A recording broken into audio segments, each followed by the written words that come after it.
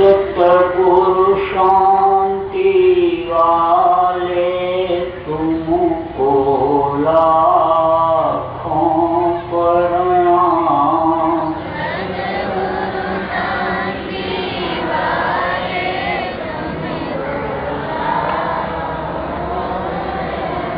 तुमको लाखों प्रणाम।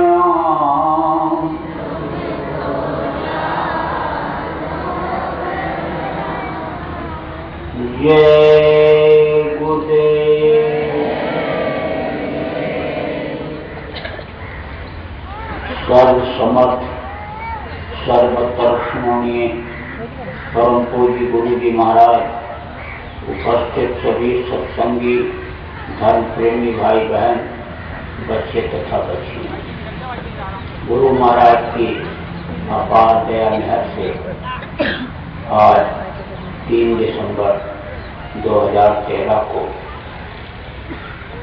बदायूं तथा आसपास के सभी प्रेमी भाई बहन, बच्चे बच्चियों का सत्संग के माध्यम से मुझे दर्शन करने का अवसर मिला। बड़ा ही अच्छा समय रहा है। सत्संग मनुष्य के जीवन के लिए बहुत ही जरूरी चीज है।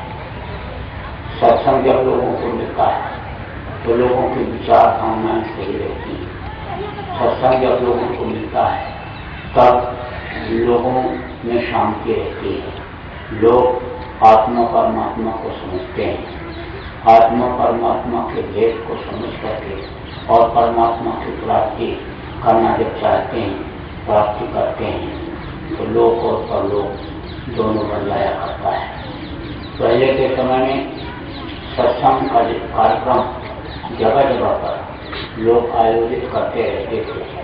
जब सत्संग लोगों को मिलता था तो लोगों के अंदर सत्य रूपी धर्म था। कहा गया कि धर्म न दूजा सत्य समाना, आगम निगम पुराण रखना। सत्य इतना बड़ा धर्म कोई धर्म ही नहीं माना गया। तो उस वक्त पर जब सत्संग मिलता था तो लोग सत्य बोलते थे, झूठ नहीं बोलते। कोई किसी को जबान दे देता, पूरी जिंदगी निभाता था। मूछ का एक बात निकाल करके गिरवी रख करके आदमी 1,50,000 रुपया कर्जा ले आता था। देने वाले को इतना विश्वास था कि हमारा पैसा ये समय पर वापस कर जाएगा। लोग दया भाव अपने अंदर रखते थे, जीवों पर दया करते थे, किसी जीव की हिंसा हत्या नहीं करते थे, सहन करते थे। कहते बिस्मिल्लाह रहमानिर रहीम। कहते थे मैं मुसलमान। मुसलमान का मतलब क्या होता है? मुसल्लम ईमान रहमान मुसलमान, जिसके अंदर मुसल्लम रहम हो, जो रहम दिल हो, जिसके अंदर ईमान हो, वो मुसलमान हुआ करता है। तो कहते मैं मुसलमान हूँ, मुसल्लम ईमान मुसल्लम रहम मेरे अंदर है। तो जीवों पर लोग दया करते थे, सेवा भाव था, परोपकार था, इमदाद नगर जिसको कहते हैं। गांव में किसी के यहाँ किसी भी जाति मजहब का मानने वाला हो, लेकिन अगर कोई कमी या खुशी होती थी तो पड़ोस के लोग उसकी मदद करते थे। उस वक्त पर बिजली की चक्कियां पहले के समय पर नहीं हुआ करती थी, तो माताएं हाथ से चक्की पीस करके और आटा इकट्ठा करके और पड़ोस के घर में दे आती थी। घी, दूध, मट्ठा ये सब इकट्ठा करती रहती और कहती जब उनके यहाँ मेहमान आएंगे, लोग आएंगे, तो वहाँ पर मैं खाने के लिए दूंगी और खाने के लिए वो देती थी। किसी के यहाँ कुछ भी हो, लेकिन पूरा गाँव मदद करने के लिए तैयार रहता था। कहता था गाँव की इज्जत का मामला है, लड़की की शादी है, मेरी ही लड़की है, ऐसा समझ करके लड़की की शादी में लोग मदद करते थे, जिंदास देते थे। तो अब आप इस बात को समझो, ये गीता, रामायण, वेद, पुराण तो पढ़ा जा रहा है, कुरान की आयतें पढ़ी जा रही हैं, रोजा नमाज लोग अदा कर रहे हैं, हज करने जा रहे हैं, तीर्थों में जा रहे हैं, अनुष्ठान कर रहे हैं, लेकिन ये चीजें लोगों के समझ में नहीं आ रही। सत्य, अहिंसा और सेवा, परोपकार ये जो धर्म है, इस धर्म का पालन लोग नहीं करते तो उसका असर नहीं आ रहा है। लेकिन जब सत्संग मिलता है सब लोगों के अंदर ये चीजें आ जाती हैं। नियत से ही बरकत होती है, नियत अच्छी तो बरकत होती है, नियत सत्संग से अच्छी होती है, बरकत तब मिलता है, सुख और सकून शांति तब मिलती है जब उस तरह का आदमी आचरण करता है। कितना भी राम को मान रामायण करो, लेकिन राम का जो आदर्श है, राम जिस तरह से करते थे उस तरह का अगर नहीं करो तो वो सब करना बेकार है। देखा प्रात काल उसका माता माता पिता को नाम माता, प्रातः काल उठ करके सबसे पहले माता पिता और गुरु का पैर छूते थे, प्रणाम करते थे, उसके बाद तक कोई अपना दैनिक काल शुरू करते थे।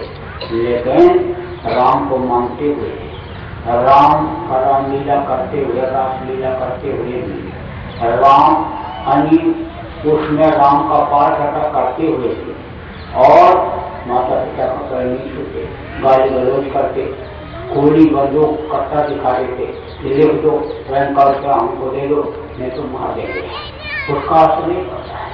लेकिन सत्संग जब मिलता है तब सत्संग से इस चीज की जानकारी होती है कि भाई माता पिता का सेवा करो, उनका आशीर्वाद जब लोगे तो तभी प्रयोग करोगे, क्योंकि तुमको भी किसी समय माता बनना पड़ेगा, पिता बनना पड़ेगा, तुम्हारे भी बच्चे आएंगे, तुम सेवा करते रहोगे तो वो भी तुम्हारी सेवा करेंगे।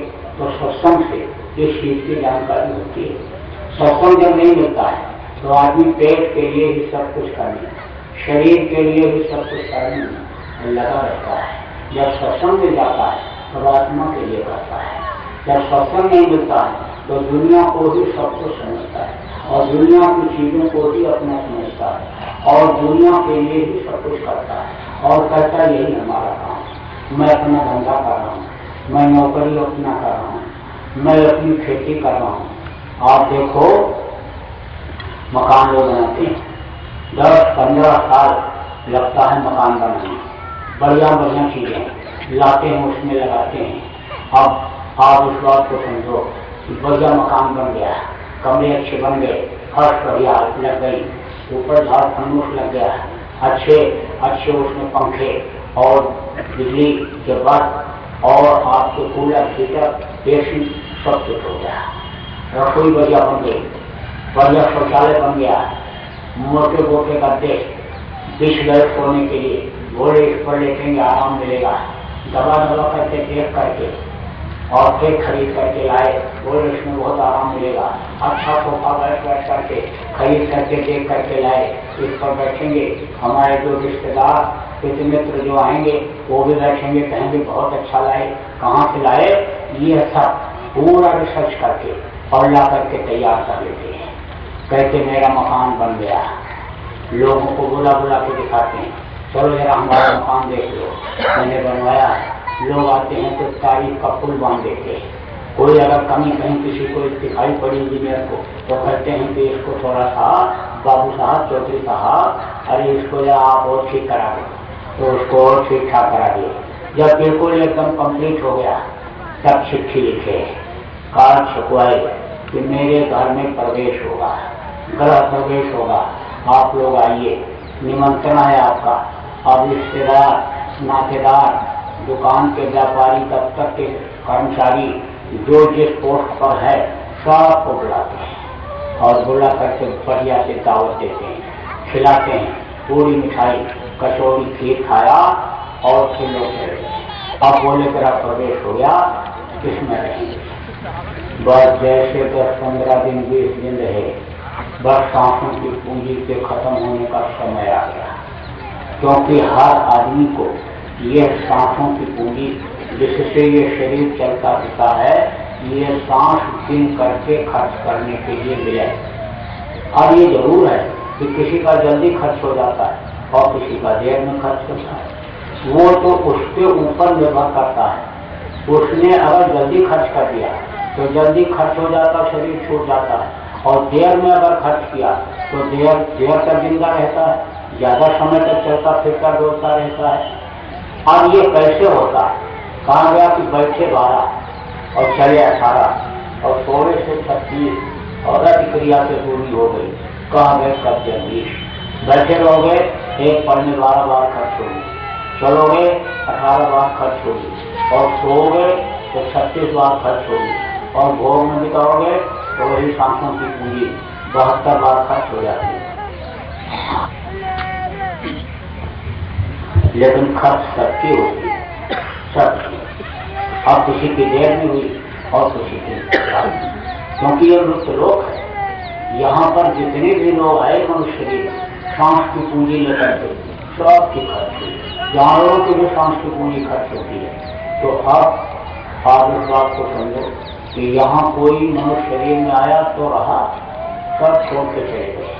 बाप दादा छोड़ के चले गए, बड़े बड़े राजा छोड़ के चले गए, महाराजा छोड़ के चले गए, फिर साहूकार छोड़ के चले गए, बड़े बड़े पहलवान, वैज्ञानिक, ज्योतिषी, पंडित, मुल्ला, पुजारी, राम जैसे भगवान, कृष्ण जैसे भगवान, कबीर, पलटू, गोस्वामी, नानक, दादू, मीरा जैसे संत मनुष्य शरीर में आए, लेकिन उनको भी छोड़ करके जाना पड़ा।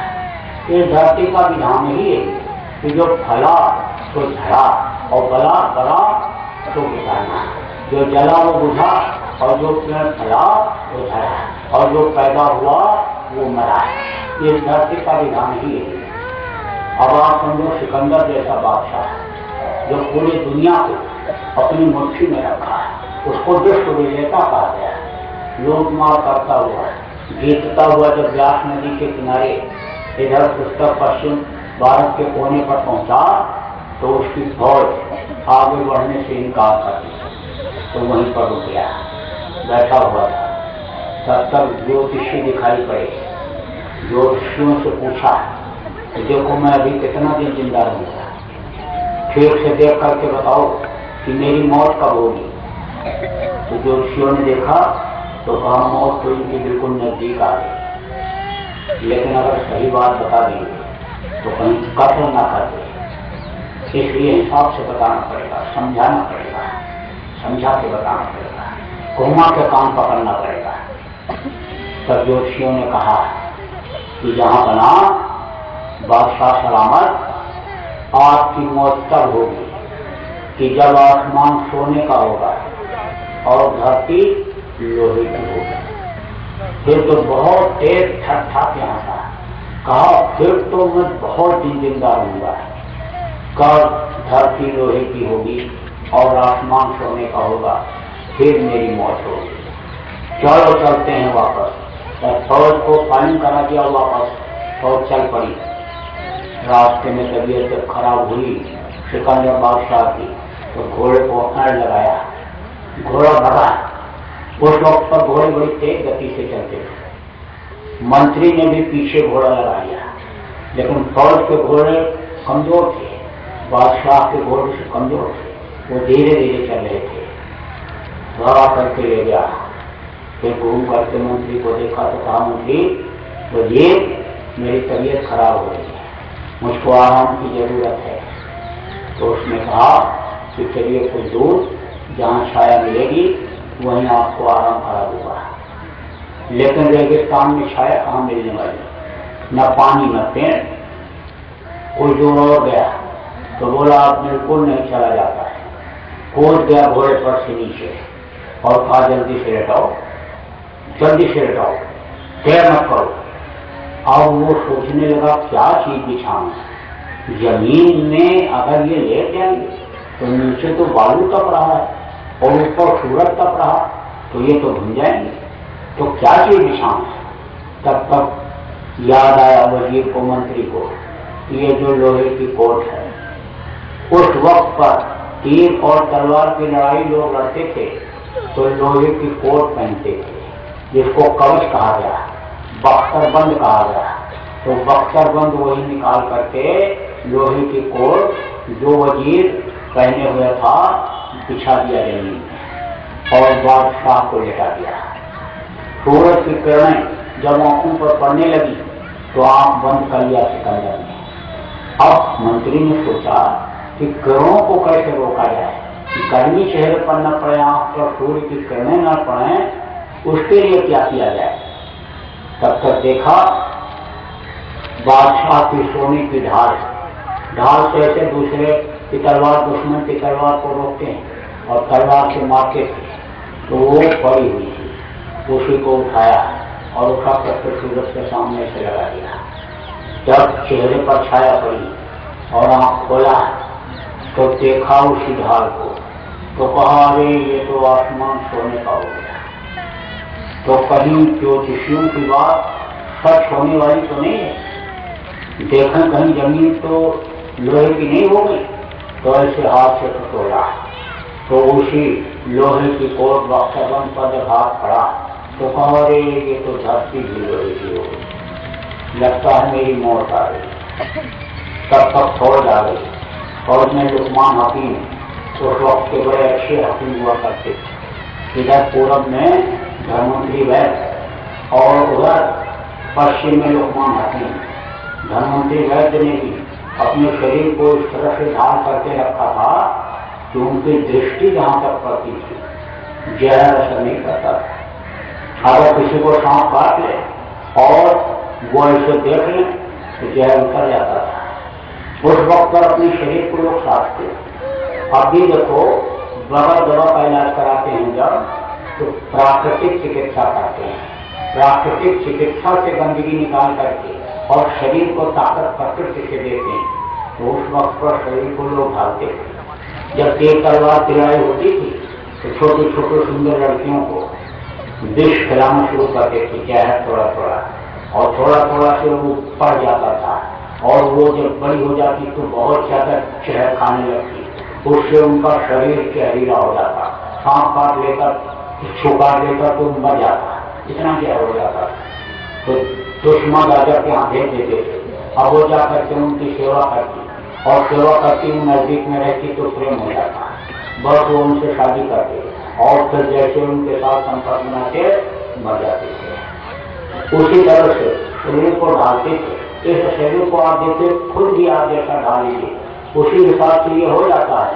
आप देखो, यह नाक खुली रहती है, ये गर्मी भी बर्दाश्त करती है, ठंडी भी बर्दाश्त कर लेती है, बरसात भी बर्दाश्त कर लेती है। और यह सीना और ये पीठ और ये पेट, इसको लोग ढक करके रखते हैं। इसमें अगर थोड़ी भी हवा ज्यादा लग गई, गर्मी ज्यादा लग गई तो वो नुकसान कर जाती है। ऐसे यानी वो लोग अपने शरीर को ढालते थे। तो इधर तो धनवंतरी थे और उधर लुकमान हकीम। बहुत नारी का ज्ञान था। एक बार एक आदमी को मजाक पूछा और परीक्षा भी लेना चाहा कि देखें इनको नारी का जानकारी है कि नहीं है।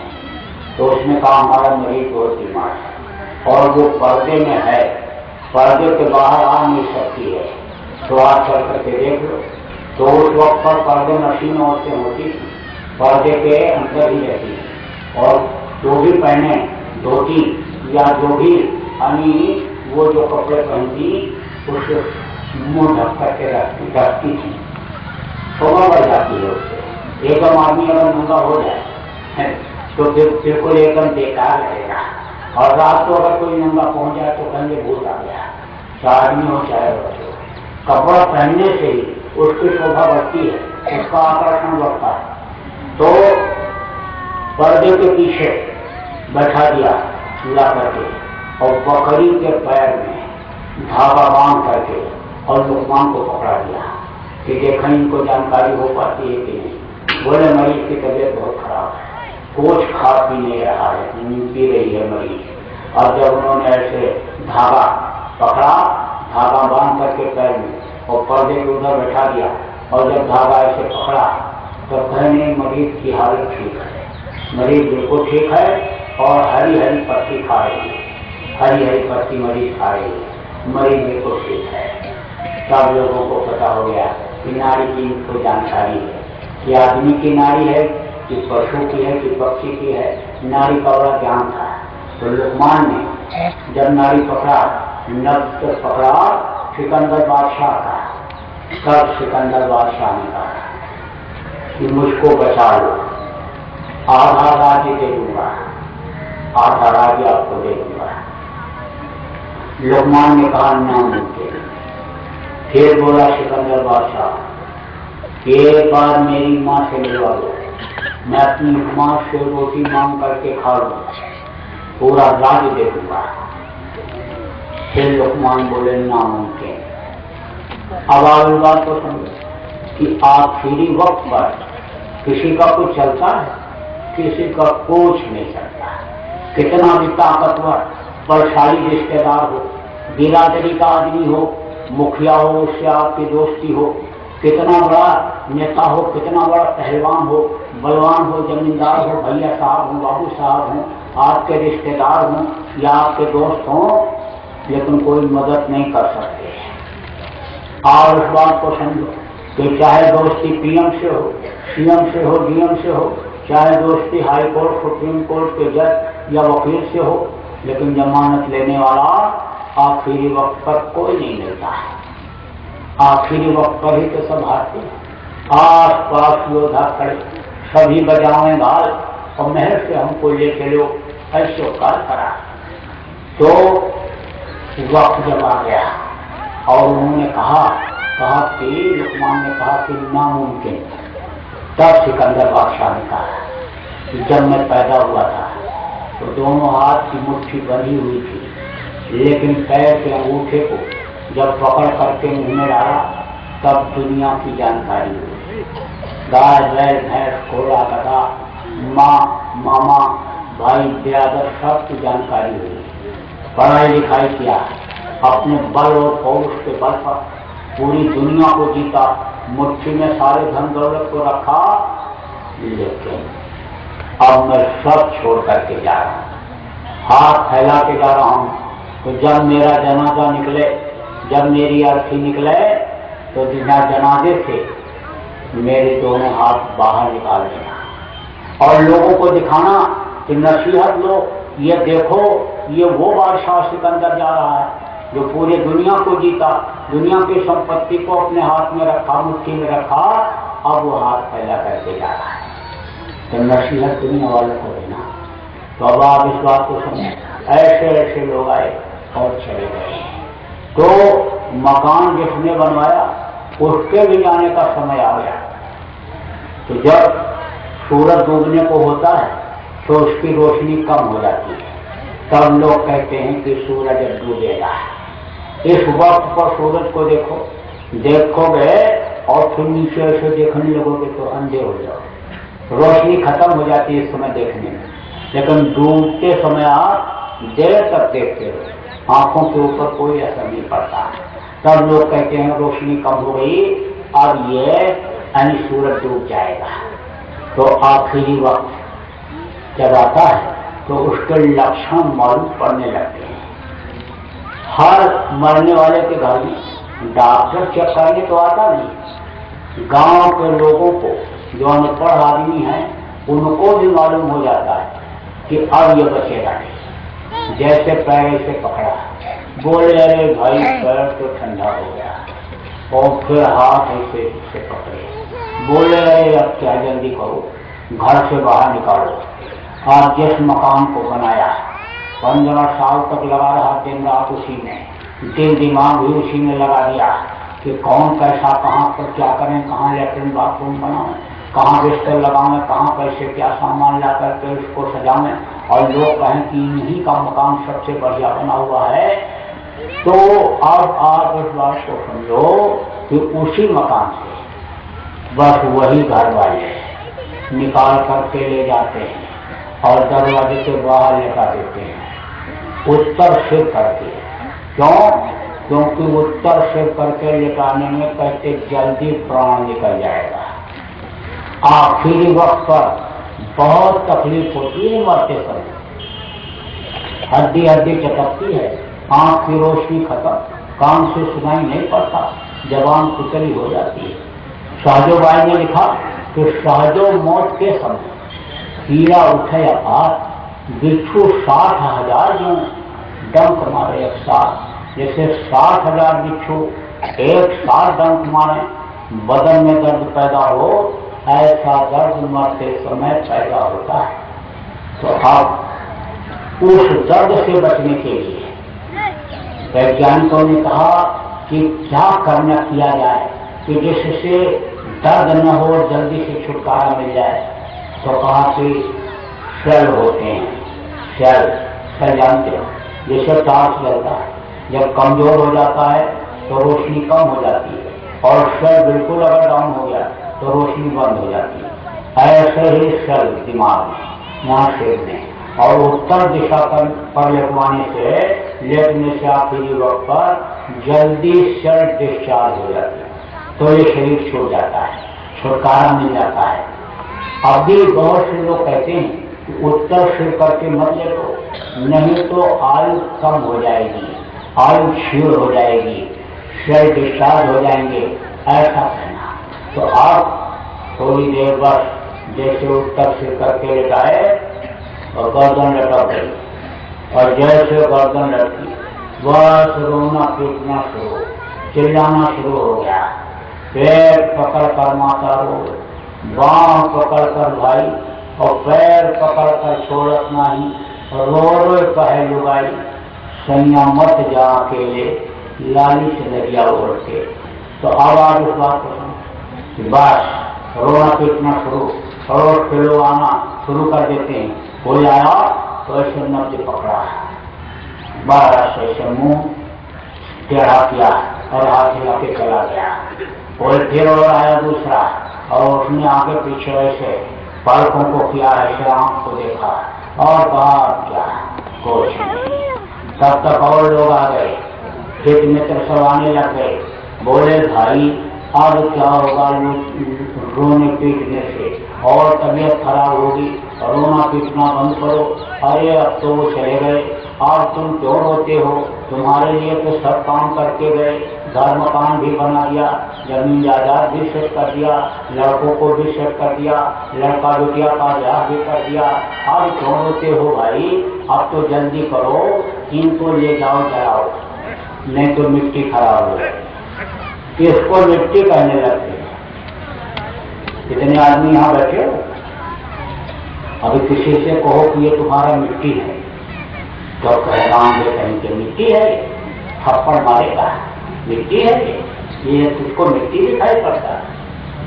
और अगर कमजोर है, मार नहीं सकता है, सोचता है कि ये मारेंगे तो ये दो मारेगा, तो अंदर अंदर गाली करता है और अंदर अंदर बोलता है, इनके दिल दिमाग में मिट्टी भर गई, इनके दिल दिमाग में गोबर भर गया, मोतियाबिंद हो गया, मोतियाबिंद, आंख से दिखाई नहीं पड़ता है, ये हीरा जैसी काया सुंदर, और इसको कहते हैं मिट्टी है, मिट्टी है, मिट्टी है। लेकिन पिंजरे से पंछी के उड़ने के बाद इसको लोग मिट्टी ही कहते हैं। चाहे राजा का शरीर हो, चाहे महाराजा का शरीर हो, चाहे सेठ साहूकार का शरीर हो, सबको लोग मिट्टी ही कहते हैं। और कहते जल्दी करो, ले जा करके चढ़ाओ, दफना दो, नहीं तो मिट्टी खराब हो जाएगी। बस ले गए उठा करके और जला दिया। कौन जलाया? वही लड़का जो दिन रात सेवा करता था, रोटी खिलाता था, कपड़ा धोता था, जो मालिश करता था, पैर हाथ दबाता था, वही लड़का ले जा करके जला करके राख कर दिया। हार जले जो लाकड़ी और केश जले जो घास, चट चट करके जैसे चूल्हे में लकड़ी जलती है, ऐसे ये हड्डियां जल करके राख हो जाती हैं। जैसे घास जलती है, ऐसे ये केश बाल जल करके खत्म। 2-4 दिन 6 दिन लोग दरवाजे पर आएंगे, बैठे रहेंगे, बातचीत करेंगे, नसीहत वाली बातें करते हैं। अरे भाई क्या गया, सब कुछ यही रह जाना है, सबका यही हाल है। इसीलिए कहते कुछ वहाँ के लिए भी करना चाहिए। तमाम नसीहत वाली बातें, तमाम चीजें लोग कहते रहते 2-4 दिन बाद, उसके बाद 12वीं 13वीं खा करके जैसे रिश्तेदार वापस लौटे वैसे वो बोल जाता है। अब जो मकान बनाया था कि हमको आराम मिलेगा, मोटे गद्दे डलवाया था, पिलों की तकिया रखा था, और उस मकान में कौन रहता है? लड़का। अगर लायक हुआ तो खाना बढ़िया खिलाया, कपड़ा अच्छा पहनाया, स्कूल जब गया लड़का तो ध्यान रखा कि बस्ता लेकर के जा रहा है, स्कूल पहुंच रहा है कि नहीं। लौट करके स्कूल से जब आया तो पूछा क्या पढ़ाया और क्या पढ़े, और यहाँ पर क्या पढ़ने के लिए बताया, होमवर्क क्या दिया, अगर उसको देखते रहे, थोड़ा बहुत बताते समझाते रहे, अपने साथ भी कुछ समय उसको रखे, तौर तरीका उठना बैठना सिखाया, तब तो वो लड़का लायक रहेगा और उस मकान में रहेगा। लड़के को बढ़िया खिलाया और जो कपड़ा मांगा वो पहनाया और जो पैसा जब मांगा वो दे दिया। बस्ता लेकर स्कूल गया, लेकिन ध्यान नहीं रखा कि घर से निकला तो कहाँ गया। तो रास्ते में वो गलत बच्चों के हाथ पड़ गया और वो उनके साथ घूमता रहा। अब उसी की बुरी आदतें बन गई।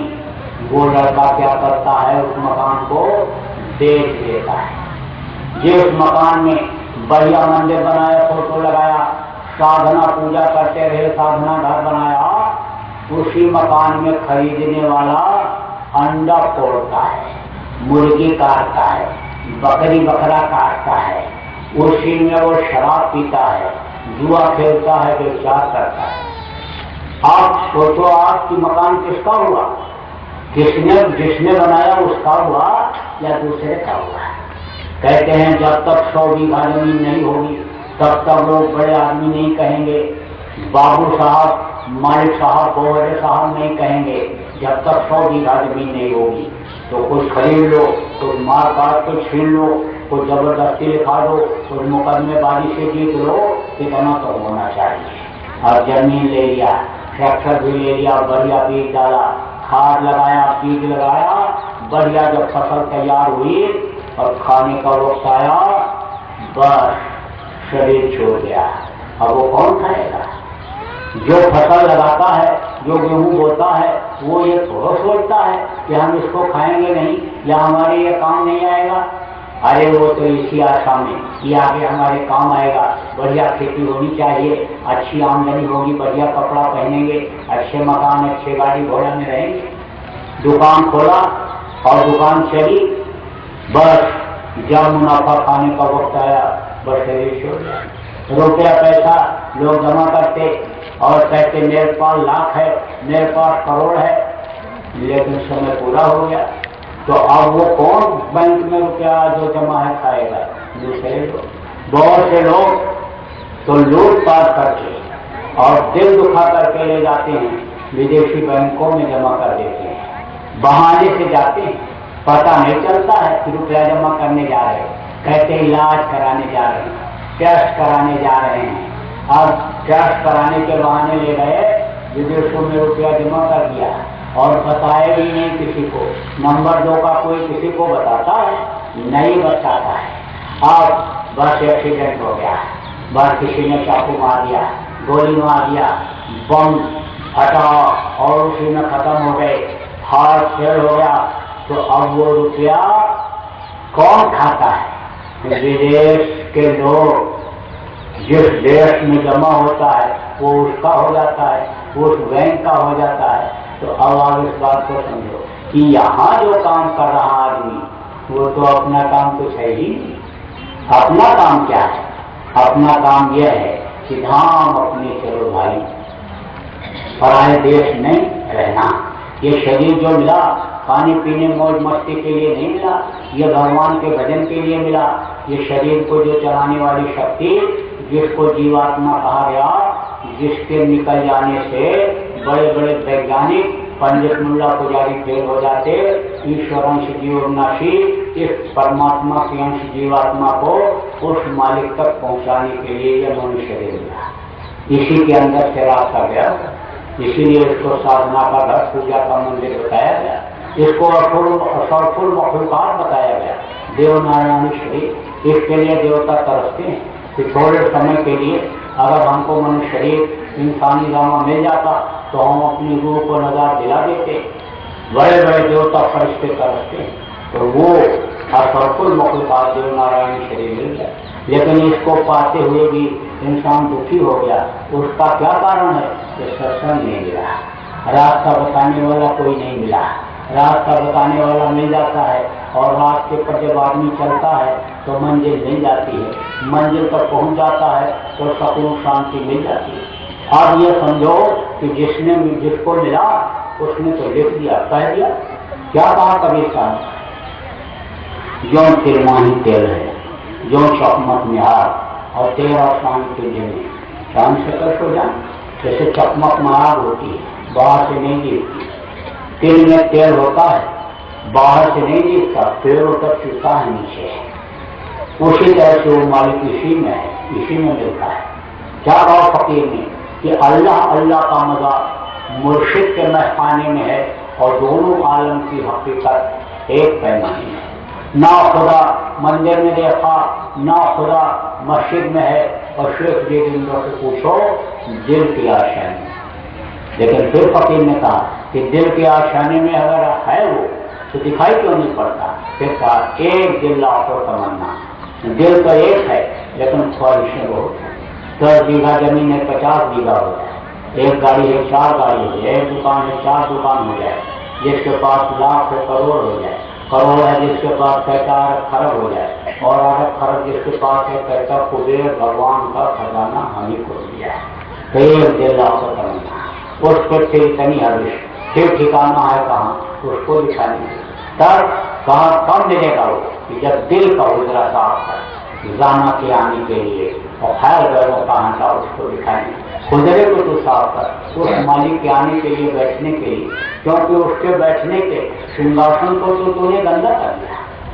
मांस खाया, मछली खाया, अंडा खाया, शराब किया, चोरी किया, व्यभिचार किया, कत्ल किया, वो अनी स्थान गंदा कर लिया। ये सब करने से उसकी तू सफाई करा। अब उसकी सफाई कैसे होगी, कौन करेगा? उसकी सफाई अंतरात्मा की तो कहा गया सदगुरु करते हैं। सदगुरु परसों साहब ने कहा तो धोबिया वो मर जाएगा, चादर लीजिए धोल, चादर लीजिए धोल भाई वो बहुत पुरानी, और चल सदगुरु के घाट तो है ध्यान दे सकता। सदगुरु के घाट चलो, वो सफाई अंदर की करते हैं, अंतरात्मा की सफाई वो करते हैं। वो ले जाते हैं जब तब यानी समझो कि ज्ञान हो जाता है, जानकारी हो जाती है। वो नहीं मिलते हैं तो भटक भटक सब भटका खाया और सदगुरु भी कोई राह न पाया, बगैर उनके रास्ता नहीं मिल सकता। तो जब वो मिल जाए और रास्ता बता दें, उस रास्ते पर जब चलोगे तो मालिक मिल जाएगा। दिल का उतरा साफ कर जाना। खैर थोड़ी देर के लिए दुनिया की तरफ से ध्यान को हटाओ और उस मालिक की तरफ बढ़ाओ और मालिक को याद करो। जो मुर्शिद बताओ, मुर्शिद कामिल जो नाम बताओ, उस नाम से उसको पुकारो तो मिलेगा। कलयुग केवल नाम आधारा, सुन सुमिन नर करे पारा। तो पेशो करो नाम लाख नाम कृष्ण के। तो कौन ऐसा नाम है कि जिसको याद करके भवसागर से पार हुआ जा सकता है? तब गोस्वामी जी ने कहा नाम रहा संत नाम, और संत बिना कोई नाम नहीं। बगैर संतों के नाम की पहचान नहीं हो सकती है। तो जब वो मिल जाते हैं तो इसी में वो मालिक मिलता है। इसी में आकर जिसको मिला, इसी मनुष्य शरीर में मिला, घर गृहस्थी में ही मिला। जो घर छोड़ करके जंगल में गया जल्दी उसको दर्शन नहीं हो पाया, नहीं मिल पाया। गुरु महाराज ने हमारे रास्ता बताया। ये जिनकी तस्वीर लगी हुई, इन्होंने मेहनत किया, गाँव जा करके, कस्बा कस्बा जा करके, और लोगों को अपनाया, समझाया, बताया, उनके अंतःकरण को धोया, और धोया तो उसका असर भी उनके शरीर का है।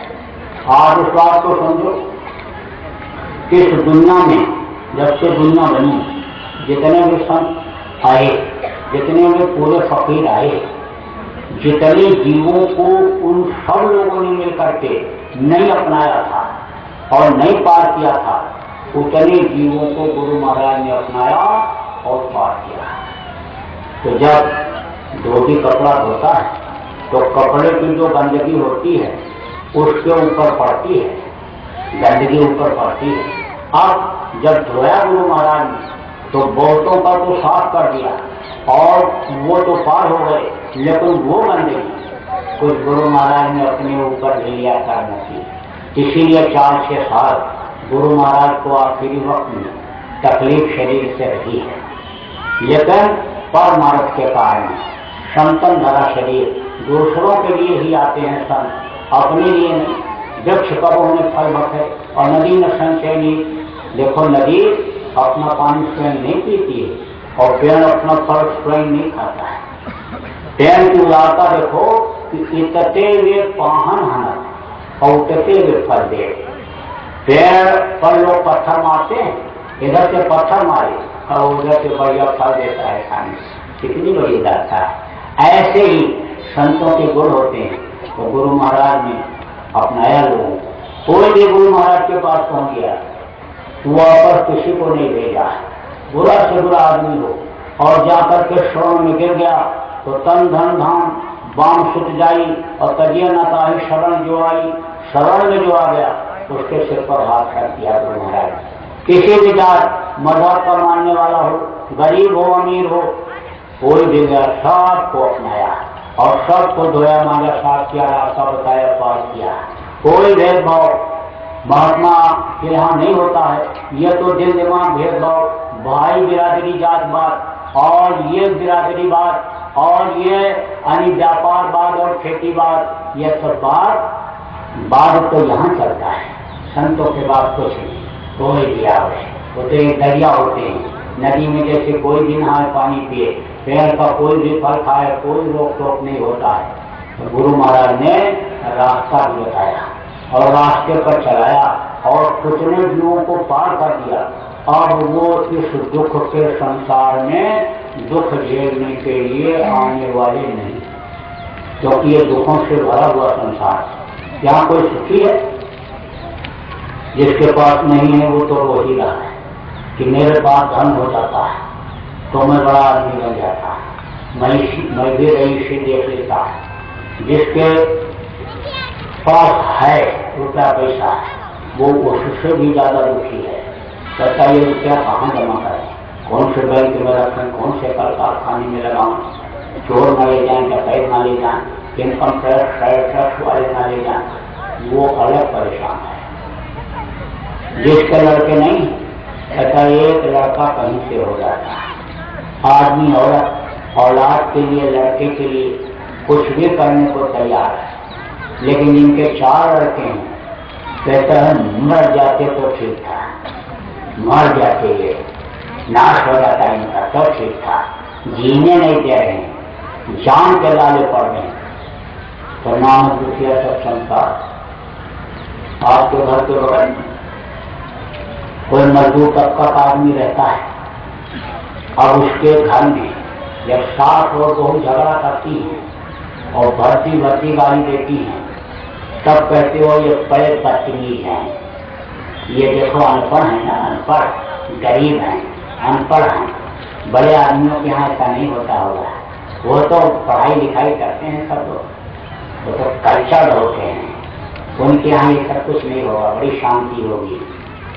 अब इसने गाली बका, इसने जब गाली बका तो पड़ोसियों को मालूम हो गया कि लड़ाई हो रही है, और उनके यहाँ जो अंग्रेजी पढ़े लिखे लोग हैं, अंग्रेजी पढ़े लिखे सास और बहू हैं, वो अंग्रेजी में एक दूसरे को गाली देती है और अंदर अंदर उनके कुर्ते रहते हैं अंदर। और जब अपने ही पिस्तौल से अपने ही कनपटी पर गोली मार लेते हैं, तब पता चलता है कि इनके घर में भी कला था। और वो करके गृहस्थी से शिक्षी जब सुसाइड नोट पढ़ते हैं तब पता चलता है कि इनके घर में भी कला था, शांति वहां भी नहीं थी। और उसका क्या कारण है?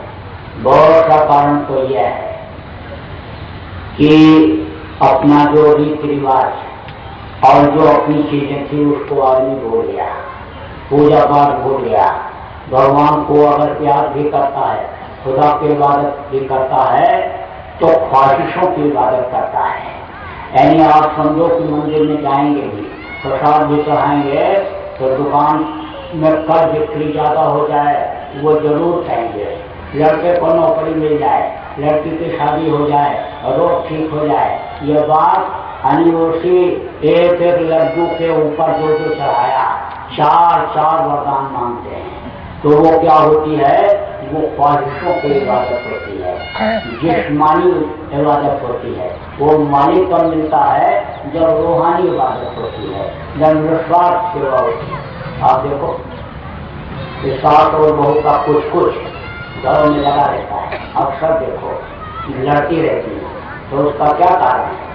कारण यह है कि जब बहू घर में आती है तो सास सोचने लगती है कि 40 साल पहले जब मैं इस घर में आई थी तो क्या था यहाँ? कच्चा मकान था। चूल्हे, मिट्टी के चूल्हे पर रोटी बनाती थी।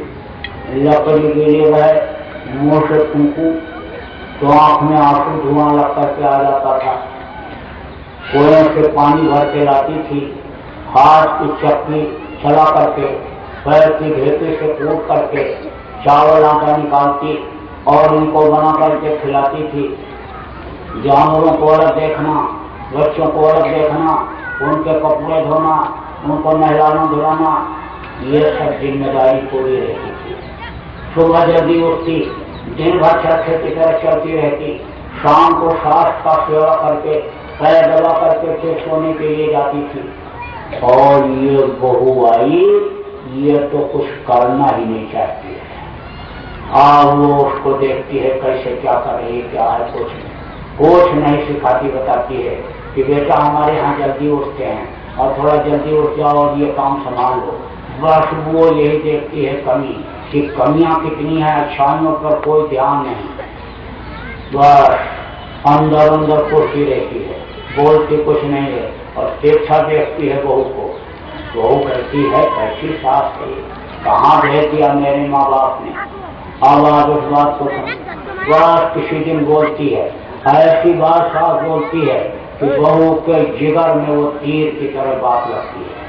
कहते डंडा मार दो, डंडा मार दो तो तकलीफ नहीं होगी, और बात से मार दो तो कलेजा फट जाता है। आप दोनों में टेंशन शुरू हो गया। अब और जितनी सास आप लोग बैठे हो, आपको कुछ सोचना चाहिए क्या कि वो जो जमाना पहले वाला नहीं रहा। अब कोई हाथ से चक्की चला करके आटा पीसता है तो बटन दबाया, ऊपर गेहूं डाला, नीचे आटा निकला तैयार, ऊपर धान डाल दिया, बटन दबाया, नीचे चावल निकला तैयार। और चूल्हा फूंक करके रोटी कोई बनाना पसंद कर रहा है तो गैस के चूल्हे चल गए। अब तो माचिस भी नहीं लगानी पड़ती, लाइटर उसी में फिट रहता है। ऐसे घुमाओ रोटी, उसका खोटी घुमाओ और चूल्हा जल गया। बिजली के चूल्हे, बिजली के ऐसे ऐसे चल गए कि बटन दबाओ, चूल्हा चालू हो गया, जलने लग गया। हाथ रखोगे नहीं जलेगा, बर्तन रख दोगे काला नहीं पड़ेगा, लेकिन खाना उस पर बन जाएगा। 10 मिनट में दाल चावल बना लो प्रेशर कुकर में।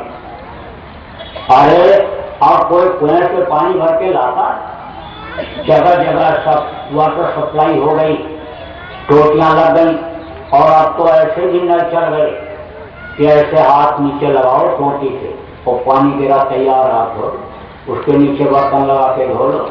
हवाई अड्डों पर सब जगह ऐसा ही लगा हुआ है। बड़े बड़े घरों में बिल लगाते हैं, जो बड़े शहरों में पब्लिक प्लेस में वहाँ भी सब जगह लगाते हैं इसी तरह के नल।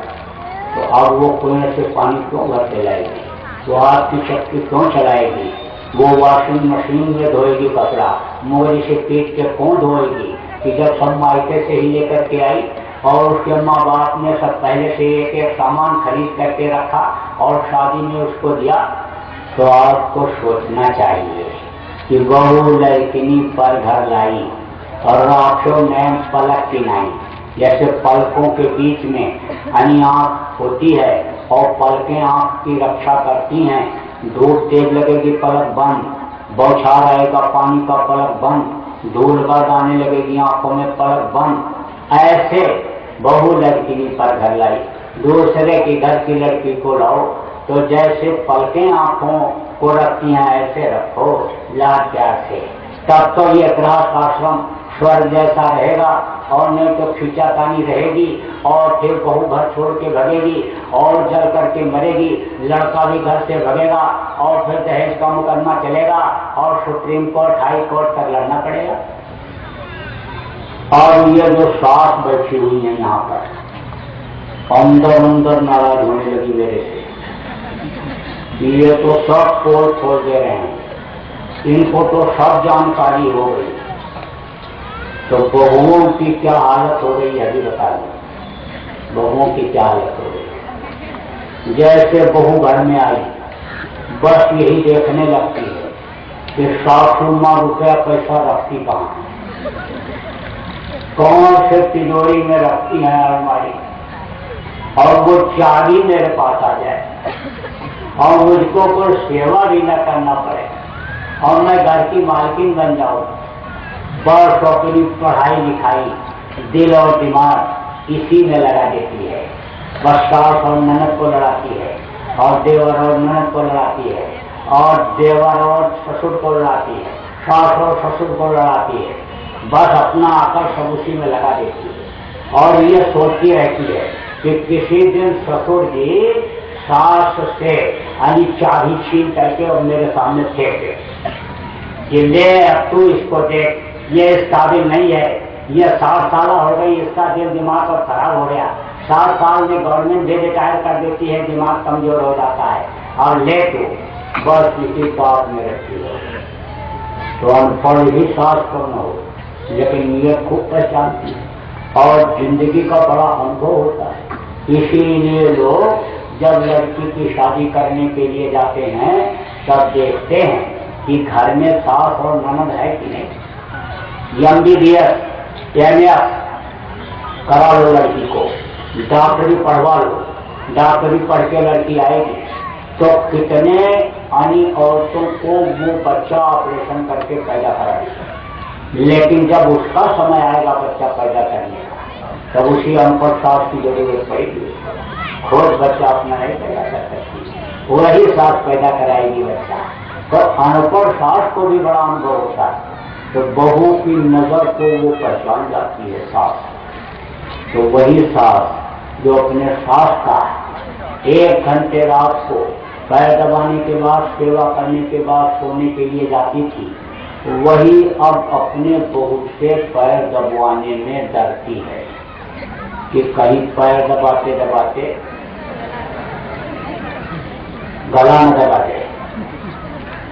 तो कहीं शांति ढूंढे नहीं मिल रही है, हर इसकी नदी हर तरफ बह रही है। न राजा को शांति, न रैयत को शांति, न पूंजीपति को ही नींद आ रही है। तो शांति तो यहाँ आई, शांति कहाँ है? जब अपने घर, अपने वतन, अपने मालिक के पास पहुंचोगे, इस जीवात्मा को पहुंचाओगे, सुख के सागर में पहुंचाओगे, तब शांति मिलेगी। तो गुरु महाराज ने रास्ता बहुत से लोगों को बता दिया, अब उस रास्ते पर आप लोग चलो। सुमिरन, ध्यान और भजन आप लोग करो, जब चलोगे तब पहुंचोगे। गुरु महाराज ने ये कहा था कि देखो साधना तुम लोग करो और साधना में अगर कोई दिक्कत आती है तो मैं तुम्हारी मदद करूंगा, क्योंकि अंदर में साधना में बहुत दिक्कत आती है।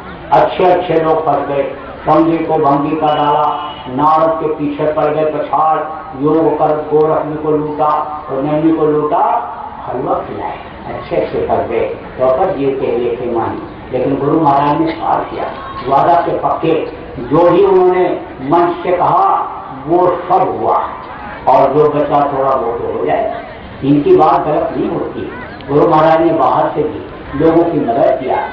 जय गुरुदेव नाम जगा करके उन्होंने छोड़ा और कहा देखो ये प्रभु परमात्मा का नाम है, ये जगाया हुआ नाम है, इसमें उस मालिक की पूरी ताकत है। कहीं भी मुसीबत में पड़ जाओ, आंधी तूफान बीमारी में, तो इस नाम को आप बोल करके अपने जान माल की हिफाजत कर सकते हो। रास्ते में जा रहे मधुमक्खियां छेदने लगी, जब मधुमक्खियां छेदने लगती हैं तो उस वक्त पर बगल का ही आदमी छोड़ करके भाग जाता है। माँ अपने बेटे को छोड़ के भाग जाती है, क्यों? जो मधुमक्खियों को हटाने छुड़ाने लगता है उसी को लग जाती है। और मधुमक्खी जब छेदती है तो उसका कांटा शरीर में घुस जाता अंदर और दूसरा कांटा फिर जम जाता है और फिर छेदती है। 4 मक्खी आधा घंटा तक अगर किसी को लग जाए तो समझ लो जानलेवा हो जाती है। तो जब मधुमक्खी छेदने लगी और गुहार लगाया, बचाओ बचाओ बचाओ आवाज लगाया, लोग दौड़ करके आए तो बोले अरे ये तो मक्खी लगी हुई, फौरन लौट गए।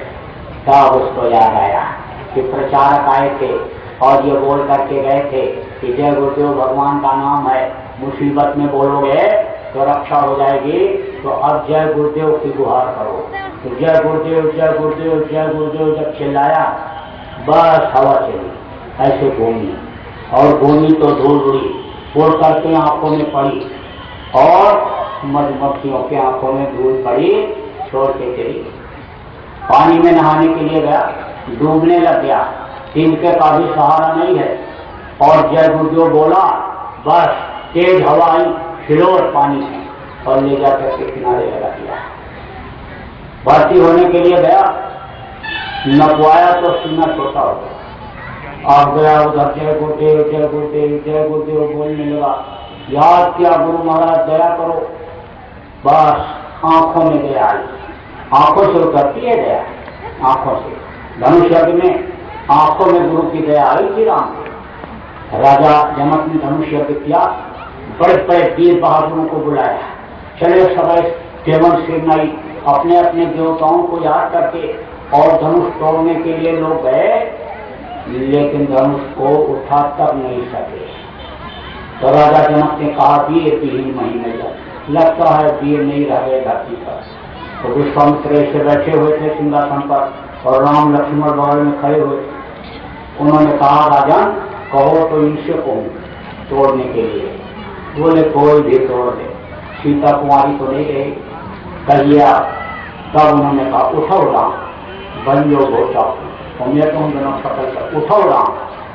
जबकि खड़े हुए थे तो कहा उठो, बैठे होते तो उठने के लिए कहते, तब तो बात समझ में आती। उठो राम का मतलब उठाओ पूरी ताकत को और भौंगों के बीच में लाओ और वहां से चाको, वहां से ताकत लगाओ, धनुष को तोड़ो। जीवात्मा इन्हीं दोनों आंखों के बीच में बैठी हुई और उसका प्रकाश यहाँ हृदय चक्र पर पड़ता है और यहाँ से परावर्तित होकर के नाभि चक्र और नाभि चक्र से इंद्रिय चक्र, इंद्रिय चक्र से बुधा चक्र पर पड़ता है, जिससे ये शरीर चलते रहते हैं। अब उन्होंने कहा, पूरी ताकत को खींच के ले आओ और भौंगों के बीच में लाओ और वहां से दृष्टि डालो, वहां से जोर लगाओ, धनुष को तोड़ो। उन्होंने ऐसा कोशिश किया, लेकिन धनुष तिल भर भी। तब राम ने कहा कि अब सवाल गुरु की दया से और कोई धनुष को तोड़ नहीं सकता है। तब गुरु ही प्रणाम मन मन किया और अतिला को उठाए धनुष। जब गुरु को याद किया और गुरु की ताकत उनकी आंखों में आई, गुरु की आंखों में जब देखा और आंखों से आंखों में उन्होंने शक्ति दिया, तो छुअत उठावत खंचत गाड़े, छूते उठाते किसी ने देखा नहीं। जैसे दृष्टि पड़ी धनुष के ऊपर, ऐसे दया देते हैं। कहते हैं लोग, गुरु महाराज का जब दर्शन करते थे तो कहते थे, तेरी नजरों में कोई करामात है, हर समय होती है उसकी बरसात है। जब नजरों में देखा तो सारा जलन, सारा तपन, सारा संकट, दुख, तकलीफ सब खत्म हो गया और शांति मिल गई, खुश हो गए। अरे बुढ़े ऐसे उछल पड़ते थे जब गुरु महाराज की आंखों में आंखें डालते थे और गुरु महाराज की दया जब लेते थे। जन्म को जन्माशय का नहीं, उनकी आंखों में आंखें डालते ही जब जन्म जन्मांतर के पार नष्ट होते तो कर्म जब नष्ट हो जाते तो खुश हो जाते थे लोग। खुशी की कोई सीमा नहीं रह जाती थी। और जिसने अंतर में गुरु महाराज को देख लिया वो तो पागल दीवाना सा हो गया। वो तो अभी चिल्ला चिल्ला करके कहने लग गया, अरे दुनिया वाले तुम इनको क्या पहचान, ये तो भगवान के भी भगवान। राम तो 12 कला लेकर आए थे, तो हम 16 कला लेकर के आए और ये तो अनंतों कला लेकर के आए हुए हैं। और ये कहने लगा साधक जब अंतर में गुरु महाराज का दर्शन किया कि दिखाई तो इसी तरह पड़ते हैं, कपड़ा इसी तरह का है, दाढ़ी वाल इसी तरह का है, लेकिन ये कपड़ा नहीं है, दाढ़ी नहीं है, शरीर नहीं, वहां के तो शोभा ही न्यारी है। खरबो सूरज चांद सितारे और रोम रोम में करें उजारे, अगम पुरुष करता है तुमको लाखों प्रणाम। अपने आप मस्तक झुक जाता है। देखो एक ऐसी भावना जब जाती है कि अपने आप मस्तक झुक जाता है। आप देखो मुर्दा को लेकर के लोग जाते हैं, कंधे पर रख करके, तो लोग ऐसे प्रणाम करते हैं, सलाम करते हैं। क्यों? पूछो क्यों? कहते भाई करना चाहिए। दादाजी भी कह रहे थे कि मुर्दा को प्रणाम करना चाहिए, पिताजी भी कहे, जितने भी हुए सब कहते प्रणाम करने। तो क्या कारण है प्रणाम करने? कारण यही है इसमें उस मालिक की रूह है, जीवात्मा रही है। अब मंदिर कोई भी हो, मस्जिद कोई भी हो, मस्जिद बना हुआ है, इबादत उसमें नहीं होता, नमाज कोई नहीं अदा करता है। मंदिर बना हुआ है, कोई उसमें नहीं जाता, मूर्ति भी नहीं है, तो भी उसको लोग श्रद्धा की दृष्टि से देखते हैं। और जिसमें वो माली निवास करता रहा वो खाली हुआ तो उसको प्रणाम करना चाहिए। मोटी बात आप सुनिए, दया आंखों से आती है। दया जब उसको मिली गुरु की और उसके आंखों में दया आई, फौजी के जो भर्ती होने गया था और उसने नापने वाले को जब देखा तो उसके अंदर, नापने वाले के अंदर दया आ गई। बोले जा तू क्यों खड़ा है, तू खूब बाड़ी बना, घी दूध खा करके और दोबारा भर्ती होगी तब आना, तेरा सीना छोटा हो गया। कुछ नहीं बोला, ऐसे देख रहा है। बोल बोल बोल, कुछ कहना चाहता है? कहना चाहता है, बोल क्या कहना चाहता है? एक बार मुझको फिर से नाप लिया जाए। बोला अच्छा ठीक है, खड़ा रहूंगा, इनको सबको नाप लूंगा, तब नापूंगा। सबको जब नाप लिया तब बोला अच्छा नाप के दिखा दूं तुझको, तेरा सीना छोटा है। और जब नापा तो बिल्कुल सही निकला। अब वो खुलता आगे पीछे कर रहा है, सोच रहा है पहले गलती हुई थी, अब गलती हुई। फिर तीसरी बार नापा और जब देखा सही निकला तो कागज पर वो पे लिख दिया और कहा जा तौल करा दे। जब तौल कराने के लिए गया तो उसमें कम हो गया। बोला आज क्या करें गुरु महाराज, अब तो स्वर्ग से कूदे, नीचे गिरे, खजूर पर अटक गए, जमीन तक नहीं पहुंच पाए। आज क्या करें, यही सोच ही रहा था। तब तक हटो हटो हटो हटो, चलो चलो चलो, समय हो गया, अब ना, अब तौल नहीं होगी, अब कल आना जाओ, अब जाओ जाओ सब लोग जाओ, कल आना, अब आज तौल नहीं होगी, चलो चलो चलो। अब बेचारा गया, बैठा रहा, वहां पर बैठा रहा पुलिया के ऊपर रास्ते में। तब तक यही सोच रहा था 3 बीघा जमीन, माँ विधवा, भाई छोटा, कैसे पढ़ाई लिखाएंगे, कैसे गुजर बसर होगा, क्या होगा। बस दीवार पर जय गुरुदेव नाम प्रभु का ही लिखते रहेंगे। अरे गुरु महाराज दया करो, शरीर से तो सेवा किया, आपको धन से भी सेवा करने का मौका दे दो। गुरु महाराज दया करो, यही सोच ही रहा था। जय गुरुदेव जय गुरुदेव जय गुरुदेव जय गुरुदेव बोल रहा था। तब तक एक बुढ़ा आदमी आया, बोला यहाँ तो बैठे हो, कहाँ से आए हो? बताया भर्ती होने आया था, धर्मशाला में ठहरा हूँ, हरा जगह से आया हूँ। तब कहा कि अच्छा तो इसको मैं उपाय बता देता हूँ, तो बड़ा भोला लग रहा है, तो इसको मैं उपाय बता देता हूँ। तू कल जब सुबह धर्मशाला से जाना तौल कराने के लिए तो 1.5 दर्जन केला खरीद लेना। केला 1.5 दर्जन केला खरीद लेना और एक केला खाते हुए चले जाना वहां तक। और जब तौल कराने को होगा तो खूब भर पेट पानी पी लेना और उसके बाद तौल करा देना।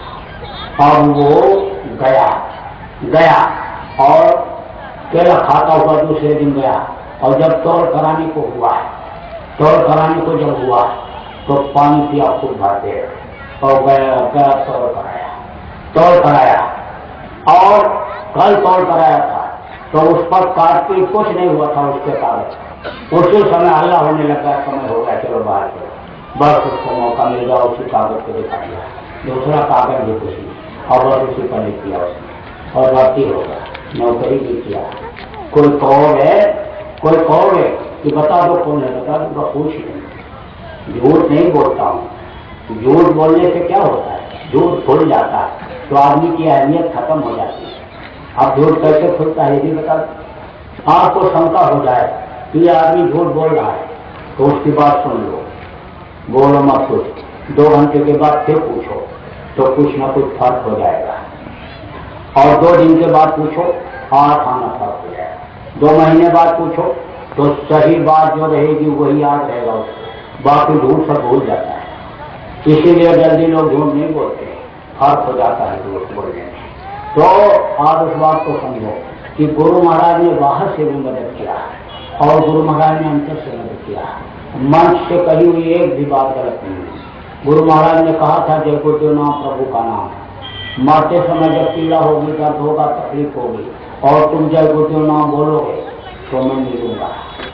और ये मरने से, मरने के बाद तो छोड़ो, मरने जीवात्मा जब तक किसी के अंदर रहती है, शरीर के अंदर, और यमराज के दूत आते हैं, तभी से तकलीफ से खून पानी हो जाता है, आंख की रोशनी खत्म हो जाती है, कान से सुनाई नहीं पड़ता, जबान खिचड़ी हो जाती है, और ये इतना डर जाता है कि जैसे भेड़िया के पीछे बकरा चल देता है। भेड़िया जानते हो, इतना बड़ा जानवर होता है, इतना बड़ा, और बकरा इतना ऊंचा। भेड़िया गांव के बाहर रहता है, रात को जब गांव में आता है, जहां बकरा रहेगा वहां जाएगा, आराम से जाता है और धीरे से ऐसे हल्के से बकरा के कान में मार देता है, बहुत तेज नहीं मारता, हल्के से। अब उसको मालूम होता है कि कौन से नस में मारेंगे, तो ये डरेगा, घबराएगा, बस ऐसे मारा और बकरा कांप जाता है और डर के मारे भेड़िया के पीछे पीछे चल देता है। और जब गांव के बाहर भेड़िया गया, तब घूम करके उसके पीठ पर चढ़ करके और गर्दन की नस को ऐसे दांत से दबाता है, वह बकरा गिर जाता है, बेहोश हो जाता है, और फिर उसके गर्दन को काट करके, गले को काट करके फिर खून पीता है।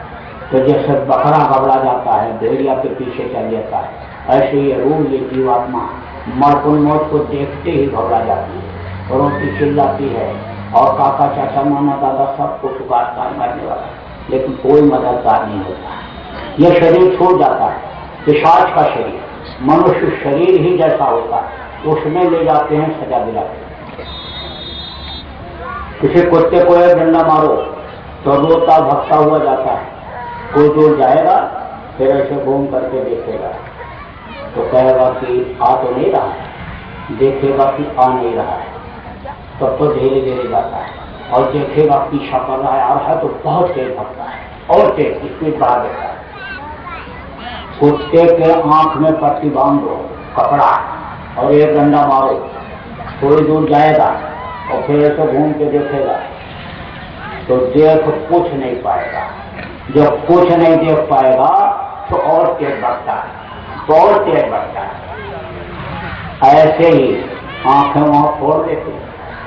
जो जब जिसको कहा गया, जो नर्क कहते हैं, यमराज रहते हैं, यमराजपुरी, वहां ऐसे आंखें फोड़ देते हैं और मारते हैं और भगता है, हाथ उसका नाम से उसका नाम से सजा भोगने के लिए नर्कों में डाल देते हैं। काबू का सिर नीचे कीना, ऊपर पांव बांध जो जीना, भरी कड़ाही तेल जलाया, भर भर जीवों पर शौक लगाया, तपस्विला जो निष्ठिन रही, का ऊपर जीवों को रखे। बड़े बड़े कड़ा तेल से भरे हुए खौलते रहते, उसी में छौंका लगाने जैसे डाल दिया जाता, वो बलते रहो। सिर नीचे पैर ऊपर करके बांध देते हैं और फिर कोड़ा लगाते मारते हैं, तो उसको कोस तक चिल्लाने की आवाज आती है। टट्टी का नर अलग, पेशाब का अलग, मुर्दों का अलग। कुत्ता बड़ा बड़ा रास्ते में जा रहे हो रोड पर, कपड़ा लगा लेते हो आंख कान नाक में और निकल जाते हो, कहते हो इतनी दूर आने में नर्क हो गया। लेकिन मुर्दों के ही नर्क में डाल दिया जाए, जिसमें मुर्दे ही सड़ते रहते हैं, कितनी तकलीफ होगी। अब आप इस बात को समझो कि सजा जरूर मिलती है कर्मों की। इस वक्त पर तो आदमी इन सब चीजों को बोला रहता है, कथा तो सुनते हैं, लेकिन कथा में इन सब चीजों की जानकारी नहीं हो पाती।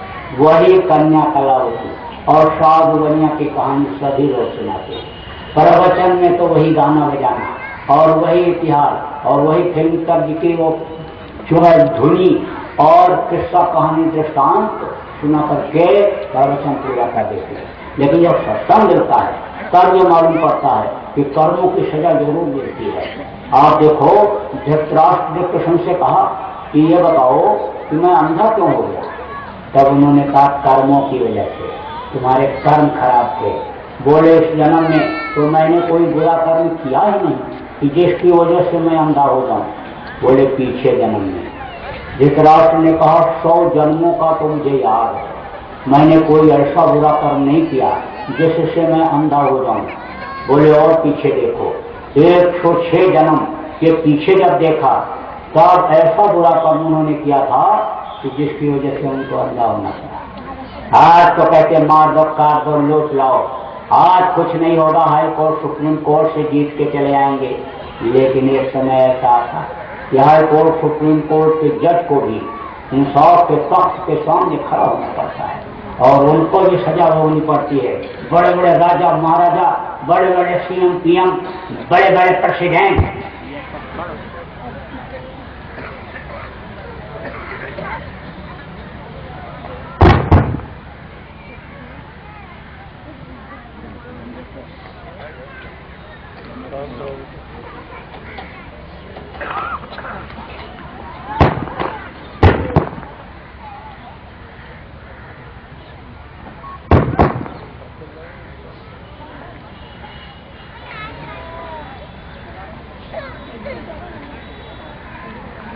कहाँ जा रहे हैं?